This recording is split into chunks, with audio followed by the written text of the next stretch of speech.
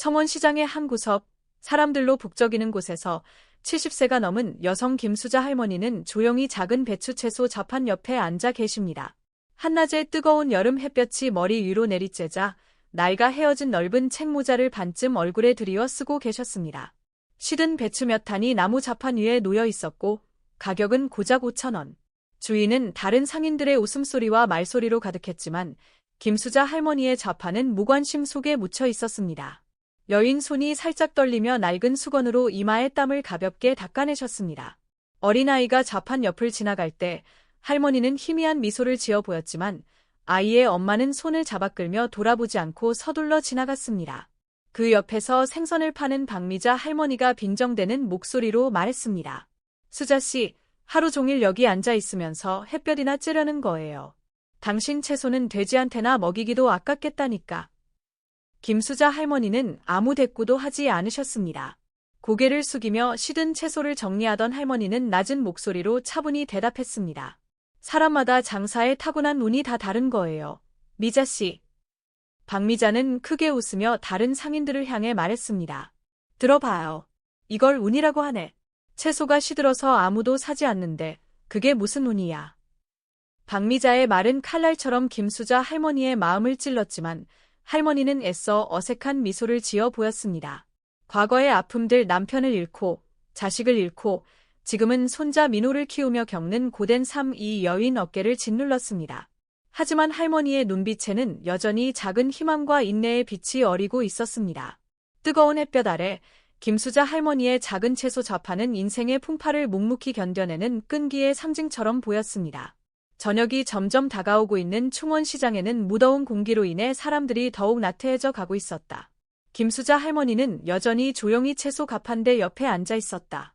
시든 배추 다발들은 잎 가장자리가 이미 노랗게 변해가며 마치 햇빛에 지쳐가는 듯했다. 지나가는 사람들은 가끔씩 가판대를 힐끗 쳐다봤지만 아무도 멈추지 않았다. 수자 할머니는 배추 다발을 부드럽게 쓸어내리며 마치 자신의 슬픔을 달래는 듯했다. 그녀 마음속에는 한 가지 질문이 떠올랐다. 내가 괜히 애쓰고 있는 걸까? 아니면 이제 포기해야 하는 걸까? 할머니가 물건을 정리해 집으로 돌아가려는 순간 낯선 소리가 들려와 그녀와 주변 사람들이 멈춰섰다. 조용한 시장에 울려 퍼진 자동차 엔진 소리가 모두의 시선을 끌었다. 반짝이는 검은색 자동차가 천천히 시장으로 들어오더니 한 구석에 주차했다. 차 문이 열리더니 안에서 키가 크고 깔끔한 검은색 정장을 입은 남자가 내렸다. 그는 세련되었지만 평온한 태도를 보였고 그의 눈빛은 단호하면서도 차갑지 않았다. 그 남자의 이름은 이준호였다. 저 사람이 누구지? 시장에 자주 오는 사람 같지 않은데. 한 상인이 속삭였다. 또 땅 조사하러 온 거겠지. 저런 사람은 시장에서 물건을 사지도 않을걸. 박미자 아주머니는 경멸 섞인 목소리로 말했다. 그러나 놀랍게도 준호는 큰 가판대가 아닌 수자 할머니의 작은 채소 가판대로 똑바로 걸어갔다.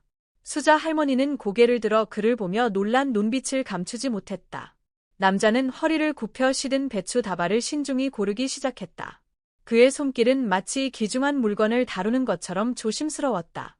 아주머니, 이 배추 다발 전부 저에게 파세요. 준호가 차분한 목소리로 말했다. 수자 할머니는 당황하며 자신의 귀를 의심했다. 정말인가요? 그런데 제 배추는 신선하지 않아요. 다른 가판대에서 사세요. 준호는 미소를 지으며 5만 원짜리 돈 뭉치를 내려놓았다. 그것은 배추 다발의 실제 가격의 2배였다. 괜찮습니다. 아주머니, 전부 사고 싶습니다. 이 돈은 그냥 받으세요. 수자 할머니는 깜짝 놀라 돈을 보며 고개를 흔들었다. 안 됩니다. 너무 많은 돈이에요. 그냥 제 값만 주세요. 준호는 부드럽게 미소를 지으며 단호하게 말했다. 이 돈은 그냥 받으세요. 이것은 동정심에서 오는 것이 아니라 이 배추 다발들이 아주머니가 생각하는 것보다 더 가치 있다는 것을 알기 때문입니다. 수자 할머니는 아무 말도 하지 못하고 머리를 숙였다. 그녀는 준호의 말에서 진심을 느낄 수 있었지만 이렇게 고급스러운 남자가 시든 배추를 모두 사려는지 이해할 수 없었다. 주변 사람들은 수근거리기 시작했다. 저 사람 뭐 하는 거야? 저런 시든 채소를 사다니. 분명 불쌍해서 사주는 거겠지. 참 웃긴 일이네. 박미자 아주머니는 팔짱을 끼고 비웃으며 말했다. 보나마나 잘난 척하려고 그러는 거지. 가난한 김수자 할머니가 운이 좋아서 저런 동정을 받는 거야. 미자의 말은 마치 날카로운 칼처럼 수자 할머니의 마음을 찔렀다.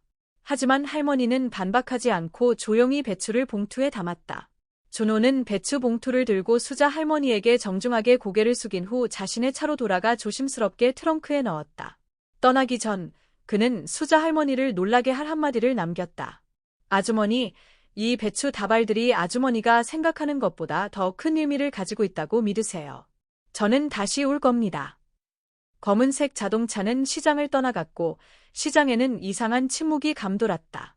수자 할머니는 차가 사람들 사이로 사라져가는 모습을 가만히 바라보았다. 그녀의 마음은 수많은 질문으로 뒤섞였다. 저 사람이 이런 일을 했을까? 이게 정말 동정일까? 아니면 내가 모르는 다른 이유가 있는 걸까? 사람들이 흩어지고 미자가 다가와 가식적으로 걱정하는 척하며 비아냥거렸다. 정말 운이 좋았네요, 수자 아주머니. 하지만 기억하세요. 사람들이 돕는 이유는 동정 때문이에요. 너무 중요하게 생각하지 마세요. 수자 할머니는 침묵하며 대답하지 않았다. 그녀는 손에 든 돈을 내려다보았다. 배추를 팔아서 마음은 가벼워졌지만 불안함과 혼란스러운 감정이 여전히 그녀를 감쌌다. 미자의 말과 준호의 미스터리한 행동이 그녀의 마음속에서 떠나지 않았다. 그날 수자 할머니는 평소보다 늦게 집에 돌아갔다. 붉게 물든 석양 아래 그녀의 마른 어깨는 바쁜 삶의 흐름 속으로 점점 사라져갔다. 하지만 그녀의 마음속에는 작고 희미한 희망의 불씨가 피어오르고 있었다. 비록 그것이 무엇인지는 알 수 없었지만 말이다. 다음 날 아침, 김수자 할머니는 평소처럼 일찍 일어났다. 희미한 새벽 햇살이 작은 창문을 통해 비쳐 들어왔다. 할머니는 전날 밭에서 애써 수확한 배추 묶음을 천천히 준비했다. 비록 배추가 신선하지는 않았지만 한 입 한 입 깨끗이 닦고 볏짚으로 깔끔하게 묶었다. 하지만 할머니 마음속에는 어제 만난 수상한 남자에 대한 궁금증이 가시지 않았다. 충원시장에 도착하자 김수자 할머니는 재빨리 좌판을 펼쳤다. 주위 상인들이 수군거리기 시작했다. 오늘도 그 부자가 와서 배추 사주길 기다리는 거 아냐. 수자는 정말 교묘하게 모른 척하는군. 아무것도 안 했는데 그 사람이 갑자기 나타났을 리가 없잖아. 조금 떨어진 곳에서 박미자 아주머니가 팔짱을 끼고 다가오며 도전적인 목소리로 말했다. 수자, 내 말 잘 들어. 그런 부자는 목적 없이 행동하지 않아. 다 쓰고 버려질지도 모르니까 조심해. 수자 할머니는 고개를 들고 부드럽게 대답했다. 그 사람이 무슨 목적이 있는지 몰라요. 하지만 저는 누군가가 수고를 들여서 나쁜 짓만 하지는 않을 거라고 믿어요. 미자, 저는 그저 배추를 팔아서 하루를 살아가고 싶을 뿐이에요. 미자는 비웃으며 냉소적으로 웃고는 자리를 떠났다. 그러나 그녀의 뒤에서 뭔가 꿍꿍이가 담긴 눈빛이 번뜩였다. 한낮, 해가 머리 위로 올라간 즈음, 익숙한 검은색 차가 다시 나타났다. 시장 전체가 조용해지고 모든 시선이 수자 할머니의 좌판으로 쏠렸다. 미자는 멀리서 조용히 바라보며 질투 어린 눈빛을 숨기지 못했다. 이준호가 차에서 내렸다. 여전히 세련된 모습과 차분한 태도를 잃지 않은 그는 늘 그렇듯이 신중하게 배추 묶음을 골랐다. 마치 시간이 멈춘 듯한 순간 그는 몸을 숙이며 말했다. 아줌마, 오늘도 배추가 여전히 좋네요. 전부 다 사겠습니다. 수자 할머니는 이젠 익숙할 법도 했지만 여전히 당황스러운 마음을 숨길 수 없었다. 이렇게 많은 배추를 가져가서 다 드실 수 있어요. 만약 필요 없으시면 사서 낭비하지 말아주세요. 준호는 미소 지으며 따뜻한 눈빛으로 대답했다. 아줌마, 배추는 낭비되지 않을 겁니다. 필요한 사람들에게 아주 중요하거든요. 곧 제가 자세히 설명드릴 날이 올 겁니다. 그는 큰 돈 뭉치를 내려놓고 배추를 차 트렁크에 조심스럽게 실었다. 떠나기 전 준호는 학생이 선생님에게 인사하듯 깊이 고개를 숙이며 떠났다. 준호의 차가 사라지자마자 박미자가 다가와 날카롭게 말했다. 수자, 당신 정말 대단한 척하네. 더 이상 순진한 척하지 마. 그 사람이 무슨 꿍꿍이가 있는 게 분명한데 당신은 얘 바보같이 돈을 받기만 하냐고. 수자 할머니는 고개를 숙이며 낡은 수건을 꽉 쥐었다. 미자의 말이 할머니의 마음을 후벼 팠지만 그녀는 침묵을 지켰다. 하지만 방금 학교를 마치고 도착한 손자 민호는 참지 못했다. 박 아주머니, 우리 할머니는 아무 잘못도 안 하셨어요. 제발 할머니를 모욕하지 마세요. 민호는 할머니 앞을 가로막고 분노 가득한 눈빛으로 말했다. 이 어린 놈이 아무것도 모르면서 어디서 감히 떠드냐. 가난하면 고개나 숙이고 살아. 뭐라도 잘난 척하지 말고. 미자는 쏘아붙였다. 민호는 주먹을 꽉 쥐었지만 할머니가 그의 손을 살짝 잡으며 부드럽게 말했다. 민호야, 그만해라. 우리는 가난해도 바르게 살고 있으니 남들과 말다툼할 필요 없어. 그녀의 말은 조용했지만 떨리는 목소리와 잠깐 비친 슬픈 눈빛은 감출 수 없었다. 민호는 할머니를 보며 그녀가 견뎌야 했던 모든 아픔을 느낄 수 있었다. 그날 밤 집으로 돌아온 민호는 밥상을 앞에 두고 감정이 북받쳐 말했다. 할머니, 왜 사람들이 그렇게 모욕하는데도 아무 말 안 하세요? 저는 도저히 참을 수 없어요. 수자 할머니는 손자를 보며 다정하지만 세월의 경험이 담긴 눈빛으로 말했다. 민호야, 이 세상은 항상 말로 이기는 것이 답은 아니란다. 사람들이 뭐라고 하든 우리가 옳게 살고 있다는 것을 아는 게 중요해. 진실로 우리를 이해하는 사람은 언젠가 알게 될 거야. 민호는 고개를 숙이며 무력감을 느꼈다. 하지만 속으로 할머니의 말이 옳다는 것을 깨달았다. 다음 날 수자 할머니가 시장에 도착했을 때 좌판은 누군가에 의해 엉망이 되어 있었다. 배추 묶음은 여기저기 흩어져 있었고 더러운 물통이 좌판 위로 쏟아져 있었다. 할머니는 손이 떨리는 채로 하나하나 배추를 주워들었다. 주변 사람들은 아무 말도 하지 않았지만 멀리서 박미자가 만족스러운 눈빛으로 지켜보고 있는 것이 느껴졌다. 그때 낮고 따뜻한 목소리가 들려왔다. 아줌마, 제가 도와드릴게요. 할머니는 뒤를 돌아보다 이준호가 나타난 것을 보았다. 그는 한결같이 신중하게 배추를 주워 담았다. 주변 사람들은 다시 수군거리기 시작했다. 그 사람 정말 타이밍이 기가 막히네. 미리 알기라도 한 건가? 분명히 짜고 치는 거겠지. 준호는 아무 말 없이 모든 배추를 주워 좌판 위에 올려놓았다. 그는 수자 할머니를 바라보며 단호한 눈빛으로 말했다. 아줌마, 이제 이런 일을 더 이상 참지 않으셔도 됩니다. 내일 저랑 같이 가셔야 할 곳이 있어요. 수자 할머니는 그의 말에 의심과 함께 작은 희망을 품으며 물었다. 준호가 보여주겠다는 것은 할머니의 삶을 바꿀 수 있을까? 다음 날 아침, 하늘은 곧 비가 내릴 것을 알리듯 잿빛으로 흐려져 있었다. 김수자 아주머니는 채소 좌판 옆에 앉아 있었지만 그녀의 시선은 더 이상 눈앞에 놓인 채소 묶음에 머물지 않았다. 어제 이준호 씨가 한 초대가 그녀의 머릿속에서 맴돌고 있었다. 그가 자신에게 무엇을 보여주고 싶어 하는지 알 수 없었지만 깊은 마음속에서 그것이 단순히 오래된 채소 묶음 이상의 무언가라는 느낌이 들었다. 약속대로 반짝이는 검은 자동차가 다시 시장 앞에 나타났다. 이번에는 주위가 조용해졌고 모두가 무언가 특별한 일이 일어나길 기다리는 듯했다. 준호는 차에서 내려 여전히 차분한 모습으로 수자 아주머니 앞에 다가갔다.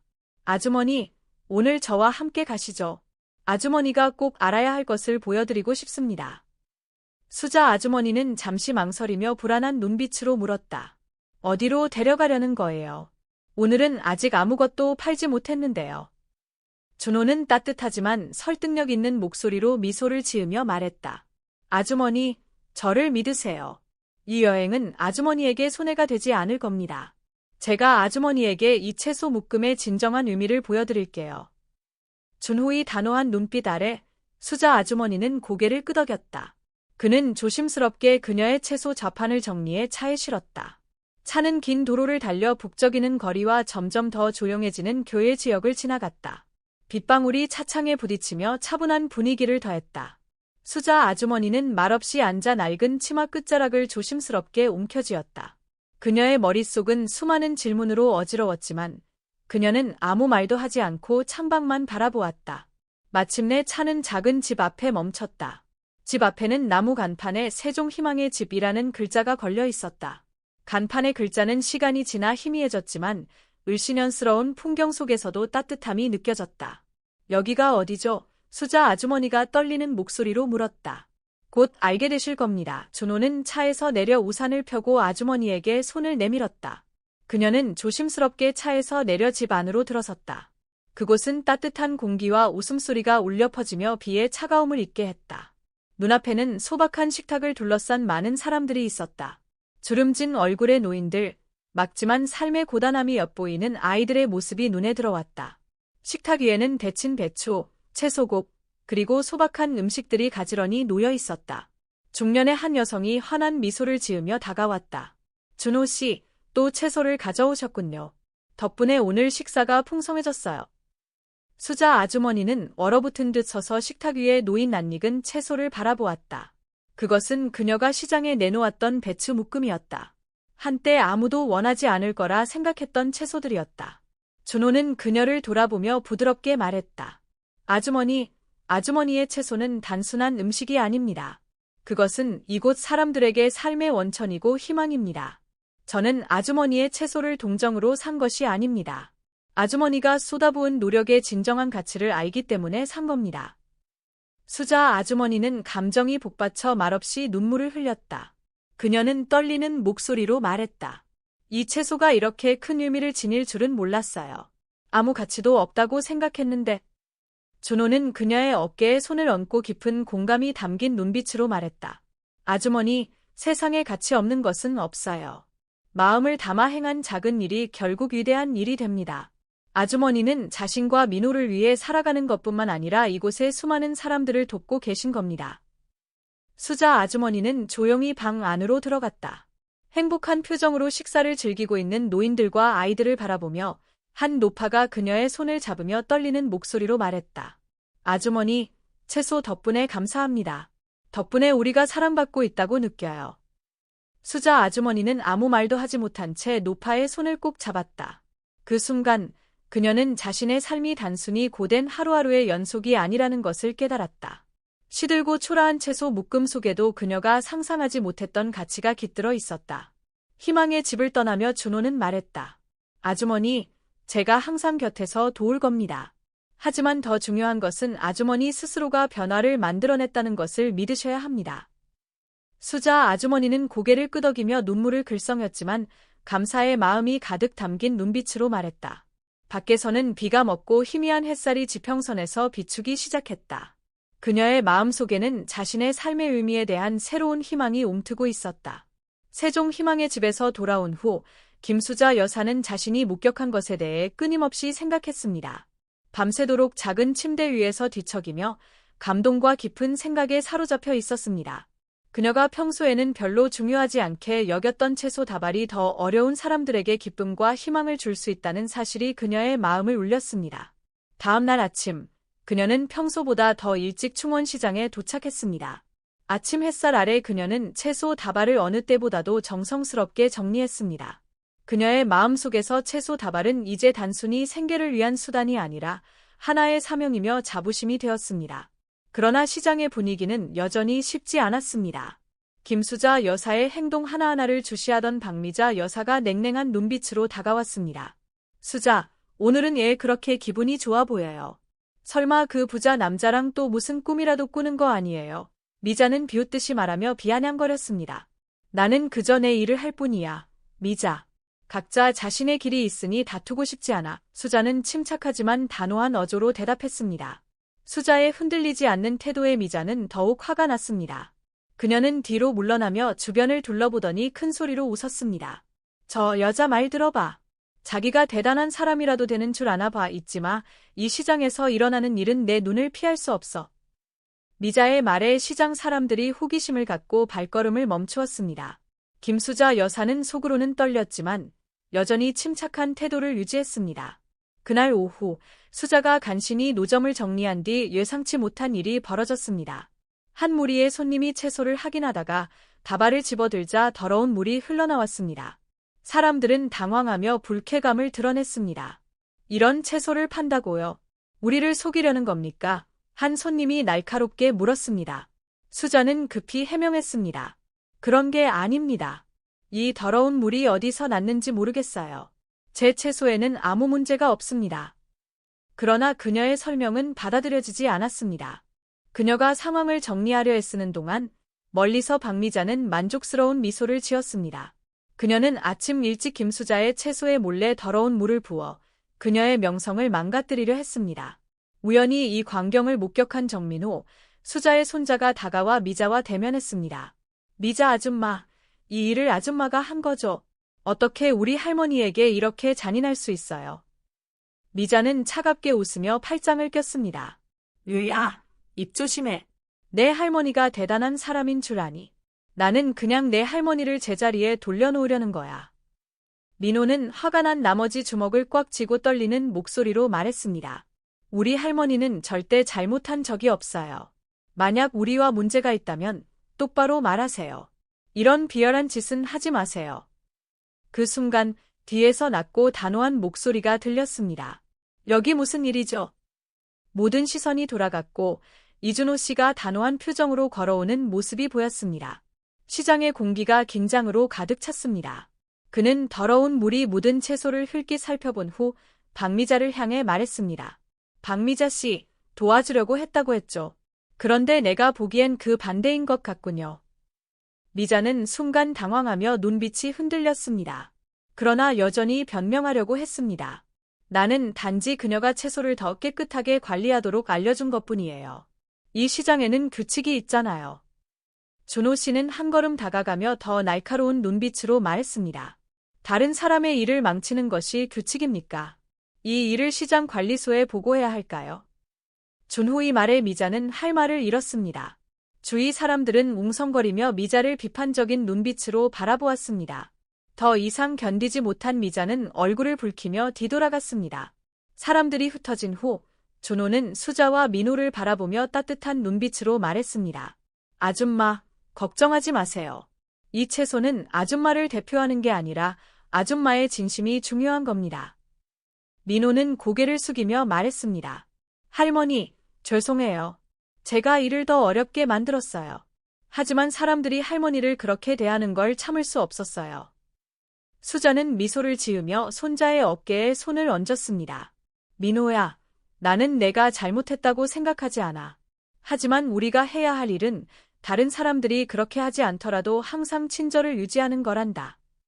준호는 두 사람을 바라보며 말했습니다. 아줌마, 이제 혼자서 모든 걸 짊어지려고 하지 마세요. 제가 한 가지 제안을 드리고 싶습니다. 시장에서 채소를 파는 대신 제가 아줌마의 채소가 더 잘 전달될 수 있는 방법을 찾아볼게요. 수자는 감동을 받았지만 조심스럽게 대답했습니다. 정말 고마워. 하지만 제가 너무 폐를 끼치는 건 아닌지 걱정이에요. 준호는 부드럽게 웃으며 말했습니다. 아줌마, 폐라니요. 이건 제가 하고 싶은 일이에요. 아줌마와 이 채소 다발이 많은 사람들의 삶을 바꿀 수 있다는 걸 믿습니다. 그 후 김수자 할머니의 충원시장에서의 삶은 한결 평온해졌다. 이준호의 도움은 희망을 가져다 줄 뿐만 아니라 할머니가 스스로의 가치를 다시금 깨닫게 해주었다. 그는 단지 가판대를 정리하고 질투로부터 할머니를 지켜주기만 한 것이 아니라 새로운 삶의 방향을 제시해 주었다. 어느 아침, 준호는 평소보다 일찍 채소 가판대로 찾아와 한 봉투와 친근한 미소를 건넸다. 아줌마, 준비가 다 끝났습니다. 이건 새 일을 시작하실 수 있는 작은 자본입니다. 시장에서 채소를 판매하시기보다 세종희망의 집에 직접 채소를 공급하시는 게 어떨까요? 그렇게 하면 안정적인 수입을 얻으실 뿐만 아니라 더 많은 사람들을 도울 수 있을 거예요. 수자 할머니는 떨리는 손으로 봉투를 받아들었다. 그녀는 준호를 바라보며 감사를 담은 눈빛과 동시에 깊은 고민을 담은 표정을 지었다. 당신이 저를 너무 많이 도와주셨어요. 제가 이걸 받을 자격이 있는지 모르겠네요. 하지만 저는 이 시장 구석을 떠나고 싶지 않아요. 여기는 제 인생이 깃들어 있는 곳이고 민호도 여기와 함께 했으니까요. 준호는 미소를 지으며 따뜻한 목소리로 말했다. 아줌마, 지금 당장 결정하실 필요는 없어요. 하지만 저는 아줌마께서 가장 좋은 결정을 내리실 거라고 믿습니다. 아줌마 자신뿐만 아니라 아줌마의 도움을 기다리는 사람들에게도요. 그날 저녁 집에 돌아온 수자 할머니는 민호에게 이야기를 들려주었다. 손자는 조용히 듣고 있다가 갑자기 말했다. 할머니가 어떤 선택을 하시든 저는 지지할 거예요. 하지만 저는 할머니께서 더 편안한 삶을 사실 자격이 있다고 생각해요. 할머니는 평생 고생하셨잖아요.